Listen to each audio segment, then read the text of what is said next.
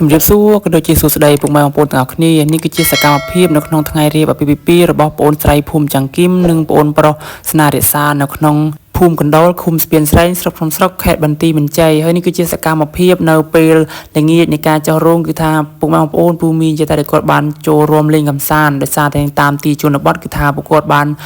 នាំគ្នាក៏ដូចជារោគ្នាដើម្បីមករួមលេងកម្សាន្តដើម្បីកំដរនៅថ្ងៃរៀបអាពាហ៍ពិពាហ៍របស់គូស្វាមីភរិយាថ្មីដោយសារតែនៅតាមទីជនបទគឺថាគាត់ជួយគ្នាម្នាក់ម្ដងមើលតែពួកគាត់រួមទៅគឺថាសប្បាយរីករាយនៅក្នុងការរួមកម្សាន្តដើម្បីកំដររោងនៅពេលល្ងាចផងដែរហើយដោយសារតែនៅតាមទីជនបទគឺមានតែប៉ុណ្្នឹងគឺថាសប្បាយហើយបងប្អូនទាំងអស់គ្នាហើយនៅពេលព្រឹកគឺមានតាំងពីចុងភៅក៏ដូចជាមីងដែលគាត់បានទៅជួយរៀបចំបន្លែត្រីសាច់ដើម្បីរៀបចំនៅម្ហូបចំណីអាហារនៅពេលព្រឹកក៏ដូចជានៅពេលថ្ងៃត្រង់ផងដែរហើយនេះគឺជាការរៀបចំនៅមុខរោងក៏ដូចជាមានការរៀបចំជាមួយនឹងភពភិមដាការក៏ដូចជាជំនូនដើម្បីត្រៀមដង្ហែកូនកំឡោះចូលទៅកាន់រោងជ័យហើយការហែនៅជំនូនក៏ដូចជាលើកនៅជំនូនគឺនៅពេលព្រឹកថ្ងៃបង្ហើយនៃការរៀបអាពាហ៍ពិពាហ៍របស់ប្អូនប្រុសប្អូនស្រីអញ្ចឹងណាមើលទៅគឺការរៀបចំគឺថាស្រស់ស្អាតខ្លាំងមែនទែនដោយសារតែនៅពេលព្រឹកនឹងខ្ញុំថតគឺព្រឹកខ្លាំងមែនទែនហើយនេះគឺជាសកម្មភាពដែលពុកម៉ែបងប្អូនពូមីយាតាមីមីដែលគាត់បានទៅចូលរួមលើកនៅជំនូនក៏ដូចជាដង្ហែនឹងកូនកំឡោះដើម្បីអមជាមួយនឹងកូនកំឡោះដើម្បីដង្ហែចូលទៅកាន់រោងជ័យនៅពេលព្រឹកហើយការហែជំនូននេះដែរគឺហែជំនូននៅពេលព្រឹកថ្ងៃបង្ហើយនៃការរៀបអាពាហ៍ពិពាហ៍របស់ប្អូនស្រីនិងប្អូនប្រុសផងដែរហើយមួយតែពួកគាត់ទៅគឺថារំលេងកម្សាន្តយ៉ាងសប្បាយមានទឹកមុខស្រស់ញញឹមប្រំប្រៃរីករាយសប្បាយនិងពេញចិត្តក្នុងការជួយគ្នាម្នាក់ម្ដងដោយសារតាមទីជនបទគឺមានតែប៉ុណ្្នឹងឯងពុកម៉ែបងប្អូនទាំងអស់គ្នា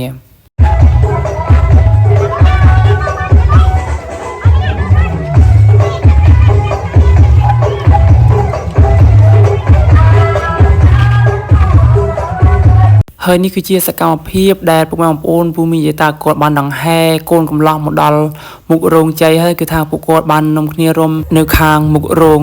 អាពាហ៍ពិពាហ៍ក៏ដូចជារោងជ័យនឹងផងដែរ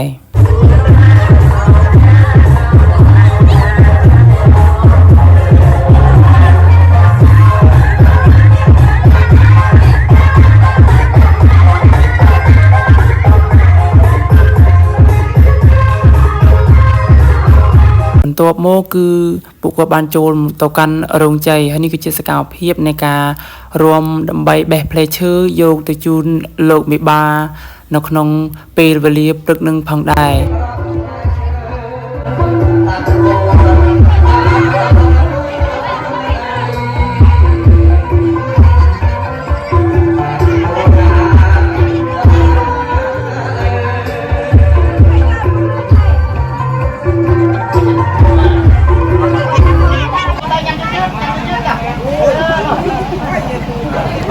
បន្ទាប់ពីបេះផ្លែឈើជូនលោកមេបារួចគឺកូនក្រមុំបានធ្វើដំណើរចុះមកខាងក្រោមនៅក្នុងរោងជ័យដើម្បីធ្វើការកិច្ចស្វាគមន៍ជាមួយនឹងភ្ញៀវកិត្តិយសក្នុងការកាន់នៅភពភិមដាការក៏ដូចជាហែនៅចំនួនផងដែរការហែចំនួនដែរគឺហែនៅពេលព្រឹកថ្ងៃបង្ហើយហើយបន្ទាប់ពីហែចំនួនរួចចប់ស្រេចបាច់រួចគឺកម្មវិធីបន្ទាប់គឺសែនចង្ដៃសំពះផ្ទឹមដើម្បីបញ្ចប់នៅកម្មវិធីរៀបអាពាហ៍ពិពាហ៍ហើយនៅថ្ងៃ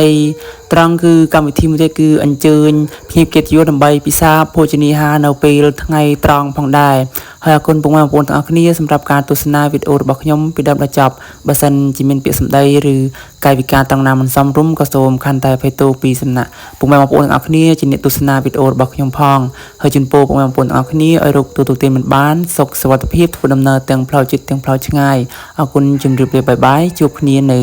វីដេអូក្រោយ